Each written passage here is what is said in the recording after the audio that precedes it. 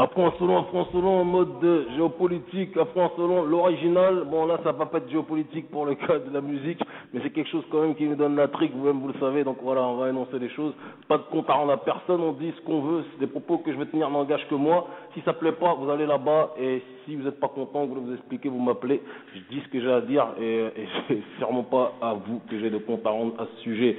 Vous avez écouté donc le morceau Ouais je voulais, pour expliquer pour ceux qui ne connaissent pas du tout le rap, et la plupart d'entre vous, donc auditeurs d'Afro Insolent, je sais que vous n'êtes pas vraiment dedans, vous êtes plus là par rapport à la politique, mais voilà, j'ai jamais caché que j'ai toujours énoncé, hein, j'ai dit parfois avec sévérité, que le rap, moi j'aime cette musique, ce que je n'aime pas c'est quand certains veulent prendre des postures conscientes alors qu'ils n'ont pas les coronets d'aller jusqu'au bout de leur raisonnement et de se confronter aux véritables ennemis, mais à côté de ça, voilà, c'est une musique qui a abrité ma vie et qui a abrité la vie de bon nombre de gens. Là ce soir, ce que vous entendez, celui que vous avez entendu, donc c'est Rof, justement l'un des meilleurs rappeurs, pour moi il fait partie des 2 meilleurs rappeurs francophones à l'heure actuelle sans aucune hésitation, et qui donc s'attaquait, il n'y a pas d'autre mot, hein, c'est même une agression je trouve, on n'est même pas dans le clash, mais dans l'agression, qui s'attaquait à l'autre caïd du rap français francophone qui est Booba en tant que tel, et il l'a appelé Eli puisque son prénom est Eli Yafa, donc de père sénégalais et de mère donc français, certains diront pied noir, etc. Peu importe, en réalité, là n'est même pas le plus important. Dans le clash, dans ce qui est énoncé, dans ce qui est entendu et dans tout ce que ça a entraîné, beaucoup de réactions ont été données. C'est plus la réaction des gens qui m'a, moi, intéressé dans tout ça. Et après, moi, je laissais parler évidemment ma réflexion dessus, mais il y a eu 2 camps, de toute évidence. Que celui qui veut analyser, même sous un œil sociologique, analysera. 2 camps qui représentent d'ailleurs les 2 parties sympathisantes de ces 2 rappeurs-là, de ces 2 personnes-là qui font bouger le monde du hip-hop et du rap francophone, qui représentent comme des milliers de gens. On ne parle pas de quelques centaines de personnes, mais on parle bien de millions, même pas de milliers, de millions de gens. Voilà, c'est important de le dire. Et donc rien que sur ce terrain, lorsqu'on analyse les choses, lorsqu'on analyse le clash entre Booba et Rof, ou plutôt entre Rof et Booba, parce que c'est Rof qui lui est rentré dedans, certains vont dire que Booba avait commencé avant. Booba est quelqu'un qui lance des plics, Booba est quelqu'un qui est dans le subliminal. Après, il va jamais passer son temps à faire un morceau, très rarement en tout cas, sur les gens. Rof, là, a inauguré une autre ère, une autre sphère, puisque il a clairement attaqué, il est rentré dans le vif du sujet par rapport à Booba en tenant des propos sur lesquels on va revenir, parce que justement c'est en adéquation complète avec l'émission de ce soir. Lorsqu'il parle de Booba en introduction, qu'il dit ni Rebeu, ni Renoir, ou ni Négro, ni Rebeu, le plus gros mytho de l'époque, précisons une chose, c'est que Booba est de père sénégalais et jusqu'à preuve du contraire, un noir clair ou un noir foncé, et ça je sais que ça plaît pas, puisque moi on m'a donné l'image, Carl Zero et le Canal Plus m'a donné l'image, a fait croire aux gens que j'étais anti-métis, ça me fait rigoler d'entendre ça. Non, je condamne le métissage généralisé en disant que ce n'est pas la solution au problème de l'humanité. Mais quand un noir clair sort du ventre d'une femme, qu'elle soit blanche ou autre, une chose est claire, c'est que le noir clair sera toujours considéré comme un noir d'une façon ou d'une autre, et jusqu'à preuve du contraire là-dessus, et je pense que Rof ne donnera pas tort sur ce terrain, quand on regarde Bob Marley était entre guillemets métis, mais tout le monde est bien content de se revendiquer, tous les afros sont bien contents de se revendiquer de Bob Marley, et donc sur ce terrain-là, je pense que ça devrait donner matière à réflexion. Noir clair, noir foncé sont les actes pour la communauté, c'est les actes pour les afros qui parlent, et c'est pas une question de clarification de la peau. Il y a des gens qui sont extrêmement foncés, il y a des gens qui sont extrêmement bleus, d'accord. Va voir Sassou Nguesso, enfin lui-même il se clarifie la peau, donc c'est peut-être pas le bon exemple, mais je vais te présenter un certain nombre d'afros aujourd'hui qui dirigent les continents africains et le continent africain et qui sont très foncés de peau, qui ne font strictement rien pour notre peuple, et de l'autre côté il y en a qui sont très clairs de peau. Mohamed Ali était très clair de peau mais se battait pour les nôtres. Donc les histoires de ni Rebeu ni Négro, le plus gros mytho de l'époque, ça c'est des choses qui sont gratuites et qui ne s'attaquent qu'à une seule personne. Je pense que si on veut attaquer quelqu'un, il faut s'attaquer sur un vrai terrain et pas sur quelque chose qui pour moi est hypocrite, parce que quand ça nous arrange et quand ça arrange surtout la communauté africaine, on est bien content de dire que certains entre guillemets prétendus métis sont des noirs, mais quand on veut les clasher, on va dire qu'ils ne le sont pas. Non, ils le sont par leurs actes ou ils ne le sont pas, et jusqu'à preuve du contraire, Rof n'est pas moins noir que ou Booba n'est pas moins noir que Rof, sur le terrain en tout cas de son amour de l'Afrique ou son amour des références historiques par rapport au monde noir. Et c'est là où on en revient, c'est que lorsqu'on analyse les 2 personnages avec un minimum de recul, alors, ce sont 2 lyricistes sur le terrain rapologique exceptionnels, ce sont des personnes qui sont fortes, techniquement parlant, c'est ce qui les a hissés au premier rang, l'un comme l'autre, d'accord, l'une comme l'autre et les personnages les uns comme les autres, voilà, c'est des choses qu'on ne peut pas nier. Mais il y a une différence quand même qu'on ne peut pas éluder, il y a une différence qu'on ne peut pas exclure justement du raisonnement, c'est qu'ils s'adressent dans la forme à un même public, mais dans le fond à 2 publics complètement différents. Quand Rof relève justement dans son morceau Wesh Joulette, et je me permets justement de rebondir dessus, lorsqu'il dit, là c'est un passionné de rap qui parle, lorsqu'il dit, nous en gros c'est Rai la haine, Truand Rai la haine qui s'oppose au prince Bel-Air. Voilà, ben, le prince de Bel-Air, qu'on a connu sous le nom de Will Smith dans le réel, jusqu'à preuve du contraire, pour ceux qui sont amoureux de la black music, on est plus touché par le prince de Bel-Air, en tout cas moi je l'ai été, et beaucoup plus de gens, tous les fanatiques de rap et de hip-hop ont plus été touchés par ça que par Rai, ou par la haine de Mathieu Kassovitz, d'accord, ou par un certain nombre de choses. La black music c'est un environnement particulier, et il se trouve que là où Rof est enclavé, il n'y a pas d'autre mot, dans la logique, et lui-même se revendique, il s'en fait le porte-étendard quand il fait un morceau intitulé Cassos for Life. Il est enclavé dans la démarche Cassos en tant que tel, c'est de la Cassos musique. Mais Booba, lui, qui a voyagé aux États-Unis, certains vont dire qu'il était milliardaire. Non, il n'y a pas besoin d'être milliardaire pour voyager aux États-Unis. Il a été à l'école là-bas, et d'ailleurs, il n'avait pas des mauvaises notes, il n'avait pas des bonnes notes, ou pas suffisamment de bonnes notes pour pouvoir aller plus loin, d'accord. Et contrairement à ce qu'on veut bien nous faire croire, et je parle en étant bien renseigné, il n'avait pas non plus suffisamment de moyens pour payer. Donc le mythe selon lequel il est milliardaire, il a été là-bas, c'est pas vrai. Il n'avait pas suffisamment de moyens. D'accord, pour aller d'ailleurs plus loin, il n'avait pas non plus de bonnes notes pour aller plus loin, il a été simplement là-bas au collège, à Détroit. Et à Détroit, il a fréquenté quoi? Une jeunesse noire. Détroit, c'est pas Beverly Hills, une jeunesse noire pour la plupart déshéritée. Dans l'endroit où il a été, c'était pas un endroit sélect, donc dans l'endroit où il était face à des gens qui vivaient un univers, qui vivaient un style de vie qui est en adéquation justement avec celle de la génération afro-descendante du monde entier. C'est des choses qu'on ne doit pas nier. On est dans une démarche non seulement urbaine, le rap c'est une démarche urbaine certes, mais c'est aussi une démarche qui tire ses racines dans la musique noire africaine installée aux États-Unis qu'on appelle afro-américaine. Et Booba lui-même dans tous ses morceaux. Que vous l'aimiez ou que vous ne l'aimiez pas, là n'est même pas la question, il faut dire les choses telles qu'elles sont, même quand il va vous exposer ce qu'il appelle des biatchs, lorsqu'il va vous exposer des go d'ailleurs qui n'ont pas le couteau sous le fusil sous la tempe pour aller danser, ça aussi il faut quand même toujours le rappeler, parce qu'on stigmatise toujours l'artiste, mais on pourrait parler des danseuses. D'ailleurs, les gens qui se plaignent de ces danseuses sont des gens qui, lorsqu'ils sont seuls dans leur salon, regardent les clips jusqu'au bout généralement. Bref, mais dans cette réalité, Booba synthétise à lui seul, surtout dans la sphère francophone, le mieux possible, parce qu'il s'en est imprégné. La juxtaposition de références régulièrement historiques, on m'a détruit des portées de Gorée pendant que les trucs font des portées de porc, ces références toujours systématiques, d'accord, par rapport à l'esclavage, par rapport à la colonisation, jusqu'à la rébellion de l'Afrique et des Antilles, sa volonté, ses revendications précises qui sont parfois auréolées d'une violence verbale qui s'adapte au monde d'aujourd'hui, une vérité, une réalité nihiliste, c'est quelque chose qu'on ne peut pas non plus là nier, c'est la black music aujourd'hui, qu'on le veuille ou pas, dans ses dérives, certes, parce que ce n'est pas forcément la black music que tout le monde aimerait, mais c'est la black music d'aujourd'hui. Booba est enraciné dedans. Booba ne fait pas de la cassos musique. Au contraire de Rof, qui en effet, comme il dit, il est plus proche de Ferrara que de T-Pain. Mais jusqu'à preuve du contraire, les amoureux de black music, en tout cas moi j'en fais partie, d'accord, ceux qui l'aiment profondément, ceux qui en connaissent l'histoire, ceux qui en connaissent l'origine, n'ont rien à voir avec M. Ferrara. Ils n'ont rien à voir avec ses parrains de Vitry ou quoi que ce soit. Rof, son terrain, comme il le dit, c'est le 84, c'est le 9-4, etc. Mais le 9-4 n'a pas inventé le rap. Le rap, il est né de l'autre côté.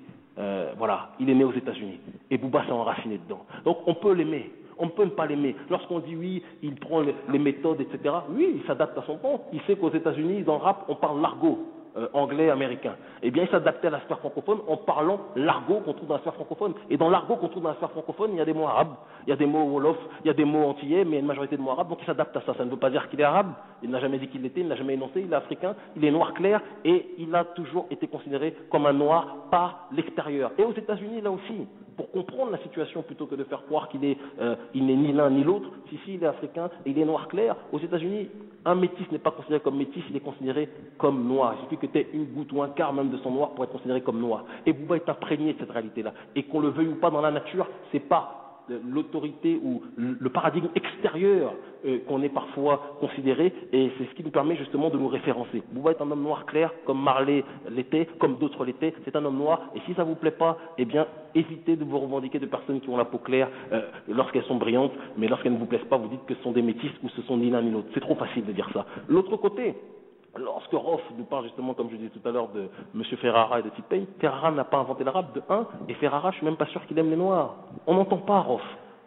Toute technique qu'il soit, et il est extrêmement brillant rapologiquement, il ne faut pas le nier. Mais on n'entend pas Rof, ou très rarement, parler de l'Afrique. Oui, il est dans la mafia Kafri. Mais dans la mafia Kafri, moi je vois plus une génération en mode mafia Kerlouche, mafia qui va parler aux gitans, que mafia qui parle justement de black music en tant que telle. On n'est pas concerné par ça. Voilà, c'est des choses, en tout cas moi quand je dis on, je parle de ceux qui se reconnaissent dans ces propos. Nous sommes un certain nombre à ne pas être concernés par cette réalité. Booba, aujourd'hui, certains lui disent, il fantasme sur la rue, il ne la connaît pas.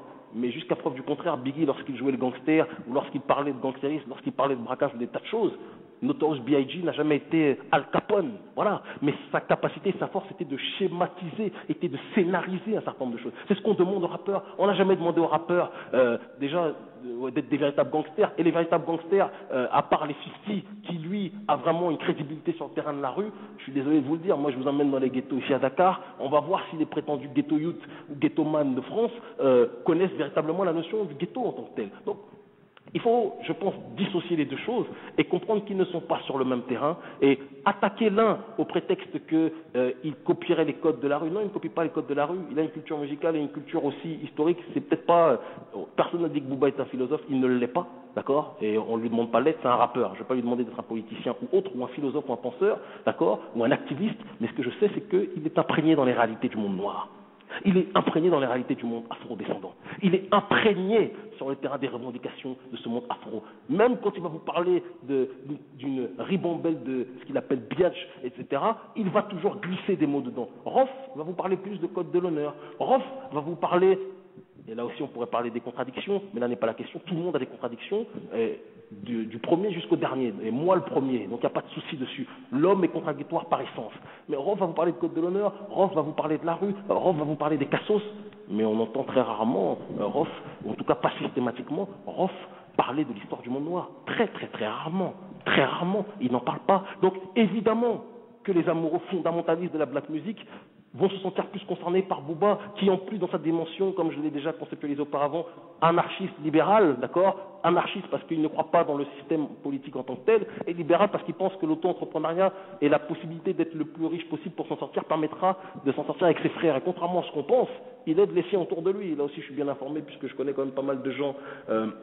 Du côté d'Aulnay, qui est une autre partie de la connexion de son équipe, il y a beaucoup de gens qui vivent aussi grâce au travail que Monsieur Yafa effectue, et c'est pas des choses qu'on peut nier non plus. Donc ça, à Ibou, je passe la paix à ces gens-là, et à Mansao qui est d'ailleurs présent à nos côtés aujourd'hui à la radio. Donc ça, c'est des choses qu'on doit énoncer. Et je le dis de manière, contrairement à ce qu'on peut penser, par définition, on est tous subjectifs, mais j'essaie d'être le plus objectif possible. Rof est un génie dans son domaine, mais son domaine, c'est la cassos-itude, c'est pas la négritude. Booba est dans une démarche de black music attitude. Et dans sa logique de black music attitude, oui, je suis désolé, moi je me sens plus concerné quand j'entends un morceau de Ryan Leslie et de Booba, ça c'est de la black music, que quand je vais entendre un featuring de un tel et un tel. Ça ne me concerne pas.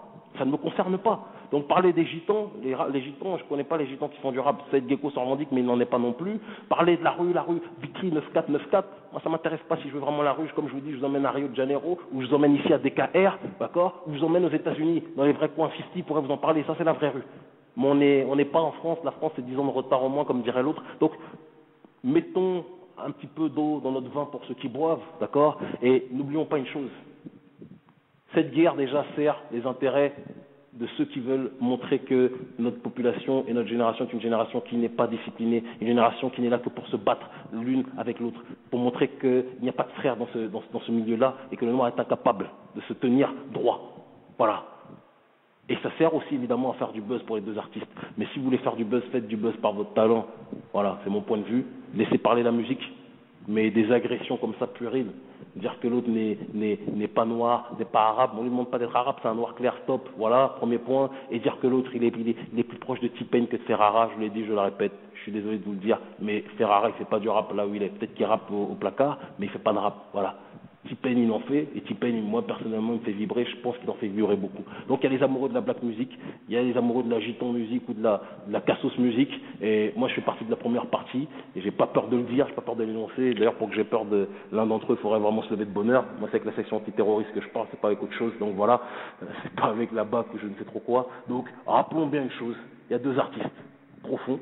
L'un, il est, jusqu'à preuve du contraire, cité dans la Nouvelle Revue Française par Thomas Ravier, qui n'est pourtant pas un amoureux fondamentaliste de la black music, parce qu'il a une plume, le mec, voilà. Je pense pas que c'est le cas du deuxième, même s'il est génial aussi, il est brillant, d'accord. Et de deux, L'homme, le premier, Booba, ses références systématiques à l'esclavage et à la colonisation à l'Afrique montrent que quoi qu'on en dise, en tout cas, numériquement parlant, ce personnage-là semble en apparence être plus, et moi je le sais pour savoir que c'est la réalité, est plus touché par l'Afrique et par les afrodescendants que le deuxième, qui va vous parler, qui est dans une situation d'analyse prolétaire. Il défend les prolétaires, il les représente, il n'y a pas de souci.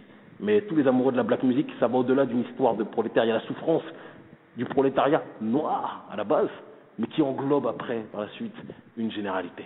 Une généralité noire qui est touchée aux quatre coins du monde, à DKR, au Brésil, à Rio de Janeiro, à Chicago, à New York, en Europe, etc., et même en Asie aujourd'hui. Donc black music d'un côté, Cassos music de l'autre. Booba défend la black music, Rof la Cassos music, Cassos for life comme il le dit, et il n'y a pas de honte, il n'y a pas de problème.